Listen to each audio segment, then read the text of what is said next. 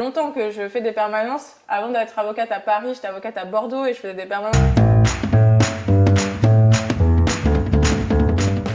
Une femme que j'ai assise dans un dossier pour viol collectif, à l'époque, elle était allée déposer plainte seule, et donc quand elle a déposé plainte, à ce moment-là, elle n'était pas assistée ni rien, elle arrive, donc pour déposer plainte, c'est souvent des salles finalement comme ici, hein. Vous avez là un bureau avec des personnes derrière qui sont là pour prendre faire l'accueil, c'est un open space, donc voilà.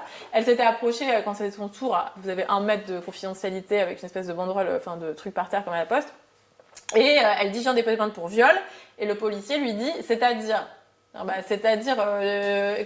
sais pas, il attendait qu'elle lui fasse un dessin, enfin c'est terrible.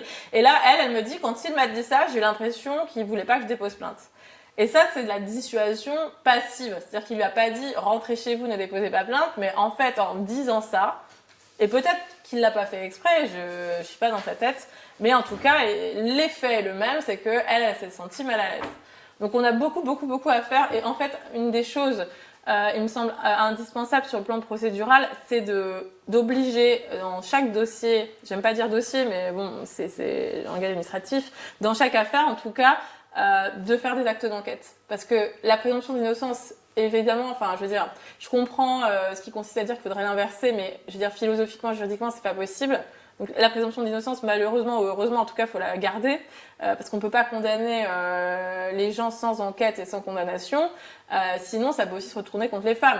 On retourne aussi au bûcher pour les sorcières, voilà. Donc, faut garder la présomption d'innocence, mais en face, il faut rappeler le droit à un procès équitable, qui est un autre grand principe de justice, qui fait que présomption d'innocence, oui, mais en fait, quand une femme vient parler, elle donne un premier élément qui doit enclencher une enquête, parce qu'elle a droit à une enquête et à un procès équitable. Et là, ce droit-là, bizarrement, personne n'en parle et il est complètement bafoué. Le taux, c'est 80% des plaintes pour violences faites aux femmes qui sont classées. C'est le taux des assos qu'on retrouve dans nos différents rapports. Mais ce qui est intéressant, c'est que ce taux, ce qu'on dit souvent, les associations exagèrent, vous n'avez pas les stats officielles. Mais ce taux, j'ai réussi, en faisant des recherches pour mon livre, à le recouper avec un rapport officiel de l'Inspection générale de la justice.